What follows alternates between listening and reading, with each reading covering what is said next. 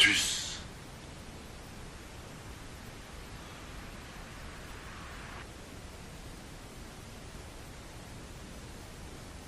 La position du lotus, zazen,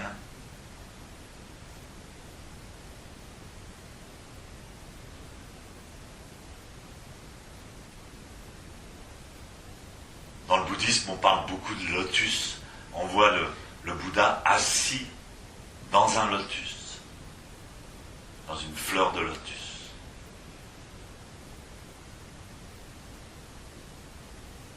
Le symbole du lotus, c'est une fleur qui prend racine sous l'eau et dans la boue. Ça représente la souffrance de la vie, la confusion.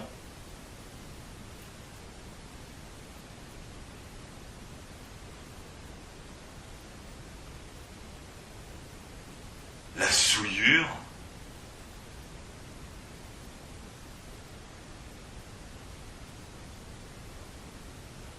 Et de cette boue jaillit magnifique fleur qui sort de l'eau,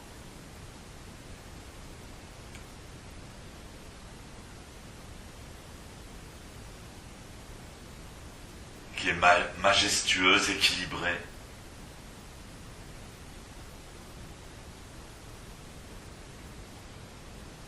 lumineuse.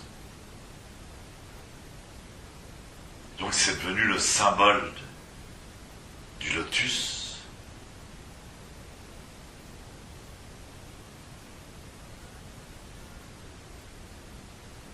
Le symbole du bouddhisme.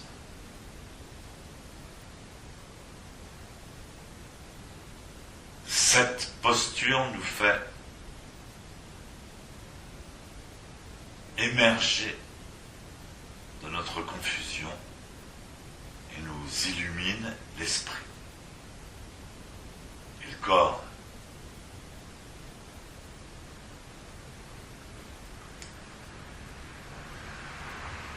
Elle nous fait comprendre ce que nous sommes.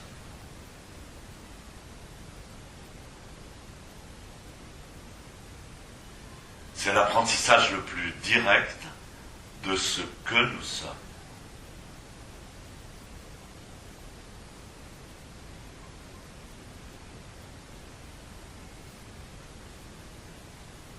En fait, en oubliant qui nous sommes, nous découvrons ce que nous sommes.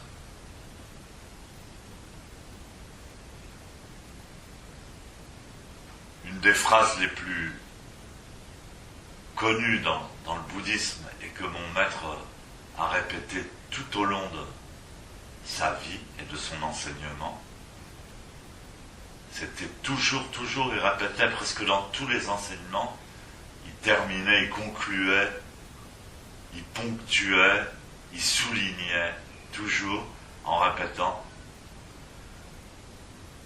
Shiki Sokuze Ku, Ku Sokuze Shiki. Ça définit complètement ce que nous sommes, et ça définit complètement ce qu'est le lotus. Alors évidemment, la traduction de cette phrase c'est Shiki. Shiki, en fait, c'est les phénomènes dans leur ensemble. Phénomènes. En particulier, en fait, c'est le matériel. Shiki. C'est ce qu'on peut voir, discerner. C'est un phénomène matérialisé. Shiki, Sokuze, Ku. Ku, au contraire, c'est ce qu'on ne peut pas voir, c'est le côté énergétique, énergie, vide, espace.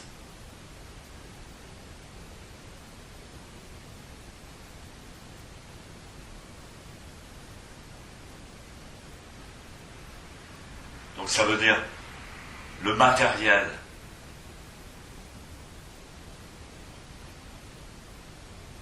emplit même l'espace,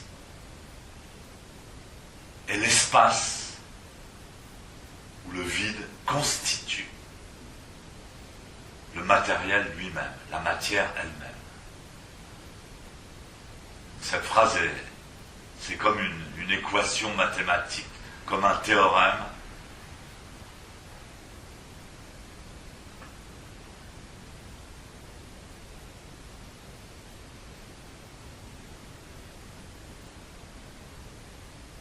Et donc dans ce lotus, dans la posture de Zazen, on va se découvrir et se comprendre de l'aspect le plus matériel de nous-mêmes, le plus solide de nous-mêmes, jusqu'à l'aspect le plus spirituel, le plus invisible, le plus subtil de nous-mêmes. C'est ça qu'on apprend à faire dans cette posture du lotus. Donc pour les débutants, les premières indications qu'on donne sont posturales.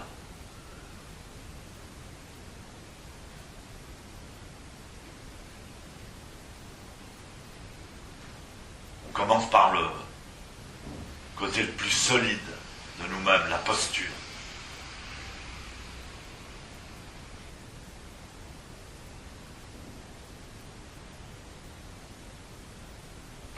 Et on donne des indications sur la position de la tête, la position de la colonne vertébrale, la position des épaules,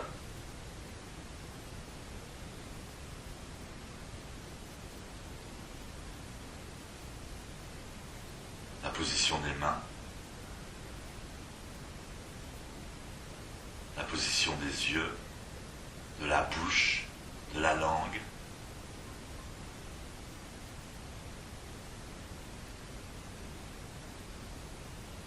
du nombril, du nez, des jambes, des genoux.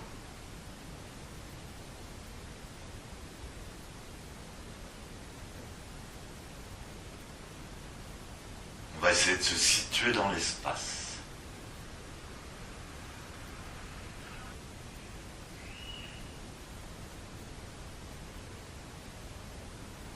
On va essayer de s'équilibrer, de se situer aussi au sein des forces.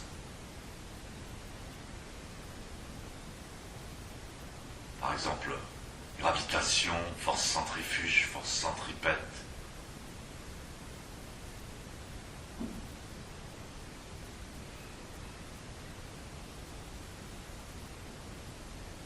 Ensuite, on va découvrir sa conscience.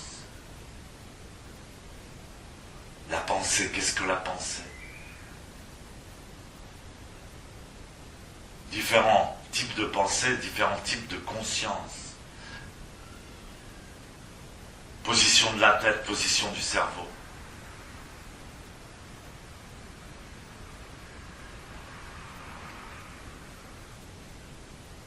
Découvrir au sein même de la pensée, de la conscience, qui sont eux-mêmes faits de shiki, sokuzeku, c'est-à-dire pensée, phénomène, silence, ku. On va découvrir les subtilités entre la pensée et la conscience.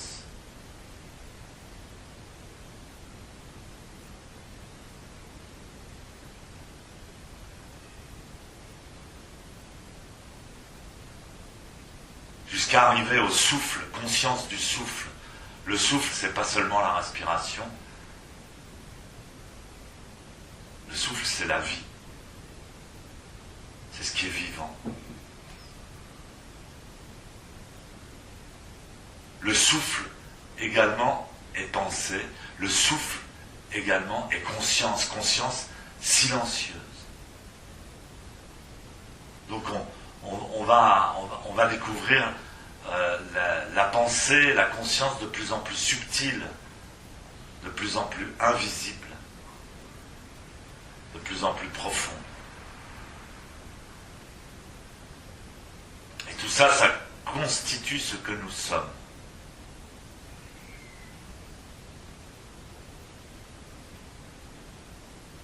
Jusqu'à la conscience universelle.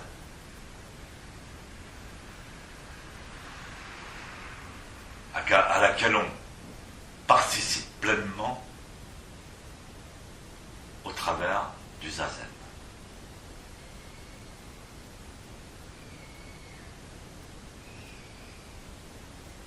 Donc c'est immense le zazen.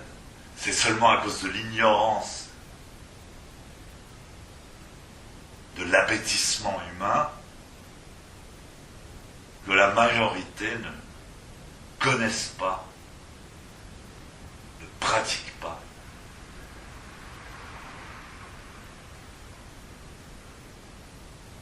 ce patrimoine divin de l'humanité.